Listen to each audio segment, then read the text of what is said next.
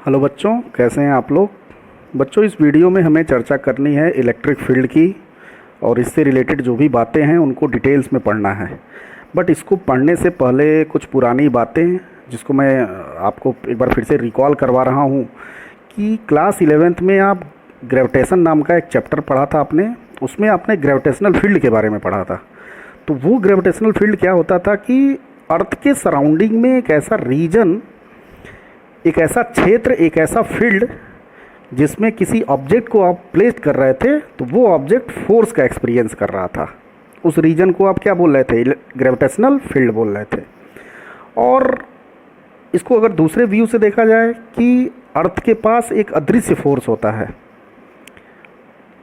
जो दिखाई नहीं देता है, लेकिन उसका हम प्रमाण देख सकते हैं कि आप किसी ऑब्जेक्ट को उछालते हो तो वो गिर के दोबारा जो है वो धरती पे ही गिरता है। इसका मतलब अर्थ के पास एक अदृश्य फोर्स है जो हर वस्तु को अपनी तरफ क्या कर रहा है? अट्रैक्ट कर रहा है। तो सेम उसी की तरह बच्चों इलेक्ट्रिक फील्ड होता है।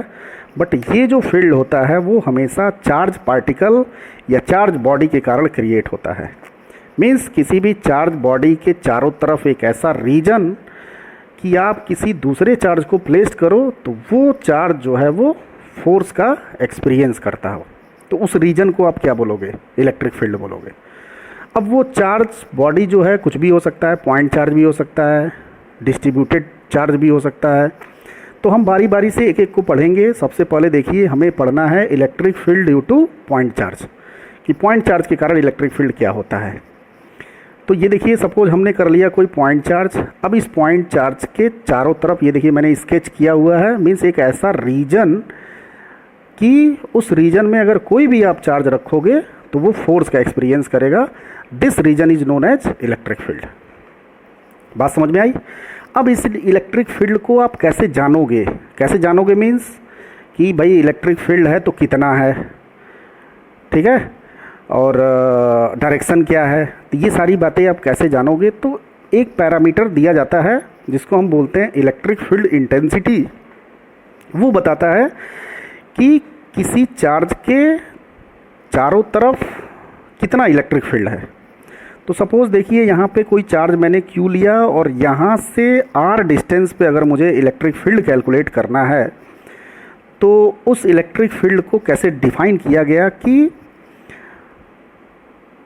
अगर किसी पॉइंट पे आपको इलेक्ट्रिक फील्ड कैलकुलेट करना है तो उस पॉइंट पे यूनिट चार्ज को आप रख दीजिए और उस यूनिट चार्ज पे ये Q चार्ज कितना फोर्स अप्लाई कर रहा है, उसी फोर्स को लोगों ने कहा electric field intensity. Means electric field intensity is defined as force per unit charge. Force per unit charge. तो यहाँ पे देखिए, इलेक्ट्रिक फील्ड को आप E से डिनोट करोगे, इलेक्ट्रिक फील्ड इंटेंसिटी को, और फोर्स पर यूनिट चार्ज तो F/Q0। भाई आपने अगर Q0 चार्ज रखा है और इन दोनों ये चार्ज इस Q0 पे फोर्स कितना अप्लाई करेगा? KQ0/R²। बट आपको इलेक्ट्रिक फील्ड कैसे कैलकुलेट करना है? यूनिट चार्ज पे कितना फोर्स लग रहा है वो निकालना है आपको। तो Q0 चार्ज पे इतना, तो यूनिट पे कितना लगेगा? 1 कूलम पे कितना लगेगा? Q0 से आप डिवाइड कर दो। तो देखिए Q0 से डिवाइड कर दिया है तो कितना आ गया? KQ/R²। तो ये बच्चों आ गया इलेक्ट्रिक फील्ड इंटेंसिटी की वैल्यू, या सिंपली मैं बोल सकता हूँ इलेक्ट्रिक फील्ड की इंटेंसिटी, या इलेक्ट्रिक फील्ड की वैल्यू आ गई KQ/R²।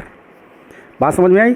तो बच्चों ये इलेक्ट्रिक फील्ड आपने कैसे कैलकुलेट किया? इस Q0 चार्ज की मदद से। इसीलिए इस Q0 को हम टेस्ट चार्ज बोलते हैं। भाई आपने इलेक्ट्रिक फील्ड की टेस्टिंग किया की Q0 की मदद से की, इसीलिए आप Q0 को क्या बोलोगे? आप टेस्ट चार्ज। और Q0 को हमेशा क्या लेना है? पॉजिटिव लेना है। इस बात का आपको ध्यान देना चाहिए, है ना। Q0 हमेशा क्या लेंगे? हम पॉजिटिव लेंगे। तो ये देखिए KQ/R² की वैल्यू, ये इतना वैल्यू आ गया। अब ये इलेक्ट्रिक फील्ड का डायरेक्शन होगा कि नहीं होगा? तो यहाँ से आप देखिए E = F/Q0। तो भाई अगर फोर्स वेक्टर क्वांटिटी है तो जाहिर सी बात है कि इलेक्ट्रिक फील्ड भी क्या होगी? वेक्टर क्वांटिटी होगी, ठीक है। और अगर वेक्टर क्वांटिटी होगी तो इसका डायरेक्शन क्या होगा? तो बच्चों इलेक्ट्रिक फील्ड का डायरेक्शन वही होगा जो इस फोर्स का डायरेक्शन होगा, और इस फोर्स का डायरेक्शन आपने पढ़ रखा है। तो यहाँ पे देखिए मैंने Q लिया और यहाँ पे Q0 लिया, तो इस क्यू नॉट पे जो फोर्स का डायरेक्शन होगा वो इधर होगा। बात समझ में आई? तो इलेक्ट्रिक फील्ड का डायरेक्शन भी बच्चों इस पॉइंट पे इधर ही होगा। अब ये तो तय हो गया कि भाई इलेक्ट्रिक फील्ड वेक्टर क्वांटिटी है, तो जाहिर सी बात है इसका वेक्टर फॉर्म भी होगा। याद है ना, आप फोर्स को पहले आप स्केलर फॉर्म में पढ़े थे, फिर बाद में आपने उसको वेक्टर फॉर्म दिया था। ऐसे ही आपको इलेक्ट्रिक फील्ड को वेक्टर फॉर्म देना है। तो आइए करते हैं इसका वेक्टर फॉर्म। तो याद है ना आपको, अगर कि कोई भी क्वांटिटी को वेक्टर फॉर्म देना है तो उसके मैग्नीट्यूड को आप उसके डायरेक्शन के यूनिट वेक्टर में आप मल्टीप्लाई कर दो। तो यहाँ पे देखिए भाई इसका डायरेक्शन क्या है, आर का डायरेक्शन है, तो देखिए मैंने आर के डायरेक्शन के यूनिट वेक्टर का इसमें मल्टीप्लाई कर दिया है। अब बच्चों ये बताओ क्या होगा, यूनिट वेक्टर क्या होता है, वेक्टर आर बाई आर। तो यहाँ से देखिए ई की वैल्यू हो गई के क्यू बाई आर क्यूब, और ये वेक्टर आर, या फिर ऐसे लिख दो आप कि ई इक्वल टू के क्यू मॉड आर का क्यूब, और ये आर, ये देखिए ये आ गया। तो ये इसका वेक्टर फॉर्म हो गया बच्चों। और यहाँ पे देखिए इस इलेक्ट्रिक फील्ड के एक्सप्रेशन में सिर्फ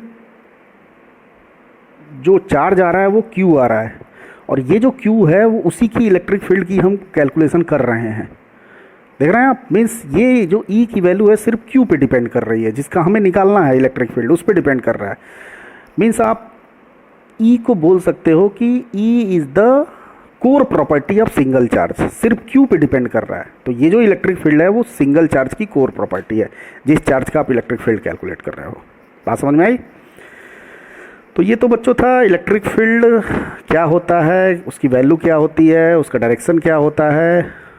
अब एक चीज़ ज़रा देखो, तो अगर आपको कहीं पे इलेक्ट्रिक फील्ड पता है ई, अगर आपको किसी पॉइंट पे इलेक्ट्रिक फील्ड पता है ई, और उस पॉइंट पे आपने प्लेस्ड किया कोई क्यू नॉट चार्ज, तो आप उस क्यू नॉट पे कितना फोर्स अप्लाई हो रहा है वो आप कैलकुलेट कर सकते हो। कैसे?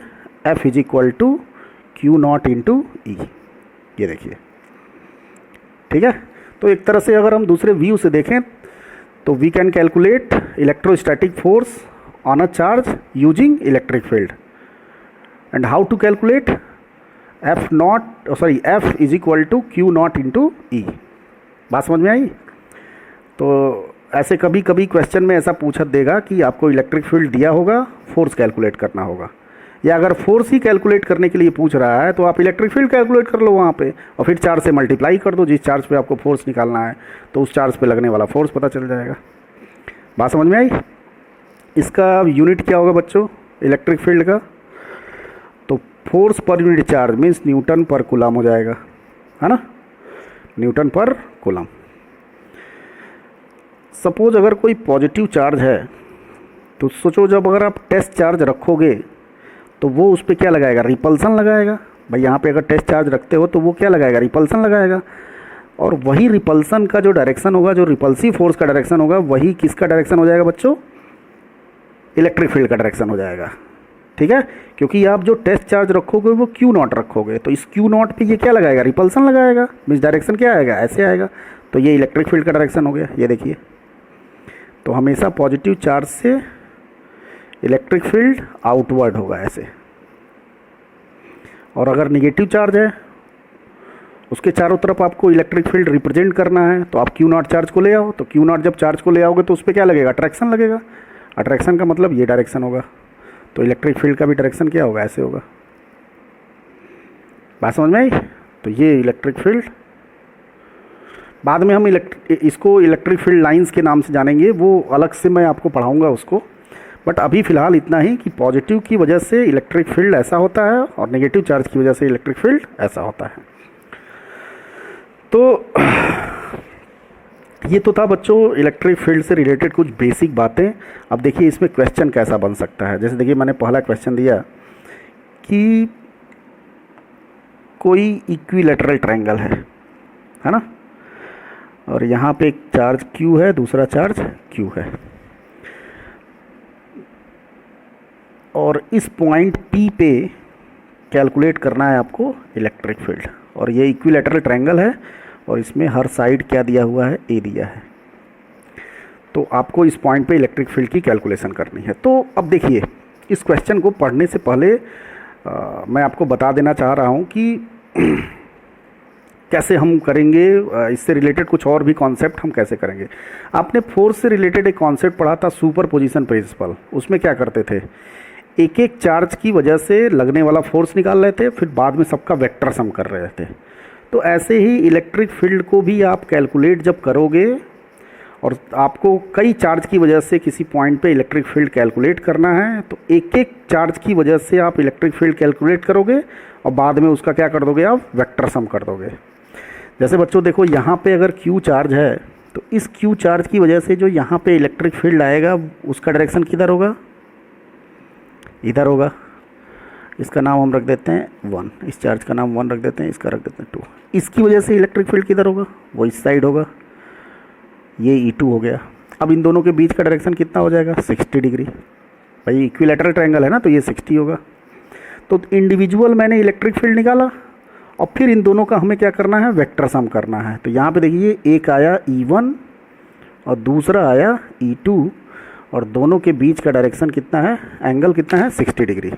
तो सबसे पहले तो E1 और E2 का वैल्यू लिखते हैं। E1 की वैल्यू बताइए क्या होगा, KQ बाई डिस्टेंस देखिए A²। E2 बताइए क्या होगा, KQ बाई A²। दोनों सेम है, मीन्स आप लिख सकते हो E1 equal to E2 equal to E। और E की वैल्यू कितनी है, KQ बाई A²। अरे याद है ना, ऐसे कूलम्ब्स लॉ में भी किया था आपने। चलिए भाई, तो नेट इलेक्ट्रिक फील्ड कितना आ गया, तो आप तो या तो रिजॉल्व करके कर लो या फिर ऐसे कर लो, E1² plus E2² plus 2E1 E2 cos 60 degree. भाई याद है ना आपको, resultant of two vectors A² plus B² plus 2AB cos theta. चलिए वैल्यू रखिए यहाँ पे, तो E² plus E² plus 2E² into 1/2, ये देखिए कट गया, आंसर आ गया E√3। अब यहाँ पे E की वैल्यू रख दीजिए, तो KQ बाई A² और √3। तो ये इतना इलेक्ट्रिक फील्ड आ गया और इसकी यूनिट हो जाएगी न्यूटन पर कूलम। तो बात समझ में आई आपको। तो अब इस तरह का बहुत सारा क्वेश्चन बन सकता है। और देखिए मैं क्वेश्चन बना रहा हूँ, आपको वो सब क्वेश्चन याद है ना, सारे कूलम्ब्स लॉ वाले, तो इसमें भी वो सारे क्वेश्चन बन सकते हैं। अब देखिए, इसी ट्रायंगल में ही एक क्वेश्चन मैं बना सकता हूँ। आपके एनसीईआरटी के बुक में भी दिया हुआ है कि इसके सेंट्रॉइड पे इलेक्ट्रिक फील्ड निकालना है। ठीक है, तो आप देखिएगा, एनसीईआरटी का एग्जाम्पल है, सेंट्रॉइड पे आपको इलेक्ट्रिक फील्ड निकालना है। ठीक है, तो आप उसको ट्राई कीजिएगा, नहीं आएगा तो मैं नेक्स्ट वीडियो में बता भी दूंगा। अब कैसे क्वेश्चन बन सकता है, इधर देखिए, सपोज़ ये स्क्वायर है, यहाँ पे Q, यहाँ पे -Q, यहाँ पे भी -Q, यहाँ भी -Q रखा हुआ है, और इसके मिडिल में आपको इलेक्ट्रिक फील्ड कैलकुलेट करना है। यहाँ पे कैसे कैलकुलेट करोगे आप बताओ, इसकी स्क्वायर का साइड ये दे रखा है, तो भाई इंडिविजुअल हम कैलकुलेट करते हैं, नामकरण कर दे पहले, 1 2 3 4, यहाँ निकालना है इलेक्ट्रिक फील्ड। तो इसकी वजह से क्या होगा, आउटवर्ड होगा, इसकी वजह से इनवर्ड, इसका नाम E1 E2 E3 की वजह से इधर ही होगा, ये देखिए E3, और E4 की वजह से इस साइड हो जाएगा। देख रहे हैं, मीन्स आपको इस तरह से इलेक्ट्रिक फील्ड आ गया, इधर है E1 और इधर ही है E3, और इस साइड कितना है E2 और इधर ही है E4। बात समझ में आई आपको। और E1 E2 E3 की वैल्यू निकालते हैं। E1 की वैल्यू बताइए क्या होगी, यहाँ से देखिए E1 की वैल्यू, भाई पूरा कितना हो जाएगा, A√2, तो ये कितना हो जाएगा A/√2, तो KQ बाई A/√2 का होल स्क्वायर, तो ये हो जाएगा बच्चों 2KQ बाई A²। और E2 भी इतना ही हो जाएगा, ये देखिए Q, यहाँ भी Q, यहाँ भी Q, सब डिस्टेंस भी सेम है, तो कितना हो गया सबकी वजह से 2KQ बाई A²। और यही वैल्यू E3 की होगी, यही वैल्यू E4 की होगी। बहुत ज़्यादा डिटेल में आपको बताने की ज़रूरत नहीं है, ये आप समझ रखे होंगे। अब इनका रिजल्टेंट आप कैसे निकालोगे? तो ये देखिए E1 और E3 एक डायरेक्शन में है और यहाँ E2 और A4 एक डायरेक्शन में है, और इन दोनों के बीच का एंगल कितना है बच्चों? 90 डिग्री। तो कैसे आप करोगे? तो इधर का जो रिजल्टेंट हो जाएगा वो हो जाएगा E1 प्लस E3, और इधर का जो रिजल्टेंट है वो हो जाएगा E2 प्लस E4, और दोनों के बीच का एंगल कितना है? 90 डिग्री। और यहाँ देखिए सारा अगर सेम है तो सबको आप E नाम दे सकते हो। तो इधर रिजल्टेंट कितना हो गया? 2E, और इधर रिजल्टेंट कितना हो गया? 2E, और दोनों 90 डिग्री पे हैं। तो E नेट की वैल्यू कितनी आ गई? अंडर रूट 2E का स्क्वायर प्लस 2E का स्क्वायर, ये हो जाएगा 2√2E, और 2√2E की वैल्यू आप रख दो। E की वैल्यू कितना आया है? 2KQ/A², मीन्स ये हो जाएगा 4√3KQ/A² न्यूटन पर कूलम। देखा आपने, बिल्कुल कूलम्स लॉ में जैसे आप फोर्स कैलकुलेट करते थे एग्जैक्ट वैसे ही है। तो इस तरह का आप प्रॉब्लम कर लीजिएगा। बहुत ज़्यादा मैं डिटेल में नहीं बताऊंगा इसको, क्योंकि ऑलरेडी आपने इस तरह की चीज़ें कर रखी हैं। एक मैं बता दे रहा हूँ आपको डिस्ट्रीब्यूटेड चार्ज सिस्टम का। जैसे मैंने एक रॉड वाला क्वेश्चन करवाया था आपको। सपोज़ यहाँ पे कोई रॉड दे रखा है L डिस्टेंस पे, सॉरी लेंथ है रॉड का L, और इस पॉइंट पे आपको कैलकुलेट करना है इलेक्ट्रिक फील्ड। इस पॉइंट का मैं नाम दे रहा हूँ EA का कैलकुलेशन करना है आपको। और ये जो पॉइंट है वो रॉड के इस वाले एज से A डिस्टेंस पे है। तो आपको यहाँ पे इलेक्ट्रिक फील्ड कैलकुलेट करना है। तो कैसे करोगे? आपको याद है ना भाई, पहले क्या दिया रहता था? चार्ज दिया रहता था, और आपको फोर्स कैलकुलेट करना था। अब आपको इलेक्ट्रिक फील्ड कैलकुलेट करना है। तो क्या करोगे भाई? यहाँ से देखिए भाई, जो मैंने अभी तक बताया आपको वो पॉइंट चार्ज की वजह से बताया, और ये पॉइंट चार्ज है नहीं। तो जाहिर सी बात है आपको स्मॉल स्मॉल पीसेस में आपको इसको तोड़ना पड़ेगा, ब्रेक करना पड़ेगा। तो कैसे करते थे, याद है ना आपको? यहाँ देखिए एक बार मैं फिर से बना दूँ। यहाँ से A डिस्टेंस पे एक पॉइंट है A, यहाँ से आप लेते थे X डिस्टेंस पे एक एलिमेंटल पार्ट लेते थे dx, और ये dx पार्ट जो है वो पॉइंट चार्ज की तरह ट्रीट करता था। फिर इस पर आप dq निकालते थे। तो dq कैसे निकालते थे? लेमडा इंटू dx, और लेमडा जो है वो क्या है? चार्ज डेंसिटी है, means charge per unit length है। याद है ना आपको? तो लेमडा इंटू dx, तो ये तो dq हो गया। अब इस dq के कारण यहाँ इलेक्ट्रिक फील्ड कितना होगा बच्चों? E = KQ means dq/x²। अब रखिए वैल्यू लेमडा dx/x²। अच्छा, जो यहाँ पे इलेक्ट्रिक फील्ड होगा छोटा सा इलेक्ट्रिक फील्ड DE आएगा। अब आपको नेट इलेक्ट्रिक फील्ड निकालना है तो इंटीग्रेशन DE करना पड़ेगा। रखिए इसको। लिमिट कहाँ से कहाँ तक रखेंगे? यहाँ से देखिए, सबसे पहले भाई रॉड जो है वो यहाँ से शुरू हुआ है, और डिस्टेंस आपने यहाँ से लिया हुआ है। ये देखिए यहाँ से लिया हुआ है। तो x की वैल्यू कहाँ से कहाँ तक? ये देखिए भाई रॉड कहाँ से कहाँ तक है? x = A से x = A+L तक। भाई x तो आपने यहाँ से लिया है, लेकिन रॉड की वजह से निकालना है। तो रॉड कहाँ से शुरू हुआ है? यहाँ से यहाँ तक। और यहाँ पे x की वैल्यू कितनी है? A है, और यहाँ x की वैल्यू कितनी है? A+L है। तो लिमिट आप क्या पुट करोगे? A से A+L। इस डाउट में मत होना कि 0 to A+L। बहुत सारे स्टूडेंट बोलते हैं सर 0 to A+L क्यों नहीं किया? अरे भाई यहाँ थोड़ा ना रॉड है, रॉड तो यहाँ से शुरू हुआ है। बात समझ में आ रही है ना? तो रॉड अगर यहाँ से शुरू हुआ है तो यहाँ पे x की वैल्यू कितनी है? A, और यहाँ x की वैल्यू कितनी है? A+L। तो लिमिट A से A+L, बस इसको आप डिफ्रेंशिएट इंटीग्रेट कर दो। तो k लेमडा तो बाहर आ जाएगा, और इसका -1/x हो जाएगा A से A+L। और जब आप लिमिट पुट करोगे तो ये जाएगा 1/A+L। बस ये कैलकुलेट हो गया। देखिए, तो ये आपको इलेक्ट्रिक फील्ड बिल्कुल फोर्स, इलेक्ट्रोस्टैटिक फोर्स की तरह है, लेकिन और भी हम इसमें डिटेल में चर्चा करेंगे बच्चों। और कुछ क्वेश्चन आप लोग भी ट्राई कीजिएगा। नेक्स्ट वीडियो में हम लोग पढ़ेंगे electric field due to ring, due to ring. ठीक है, तो यहाँ तक आप कीजिए और बाकी हम नेक्स्ट वीडियो में कंटिन्यू करेंगे। बहुत बहुत धन्यवाद आपका, थैंक यू वेरी मच।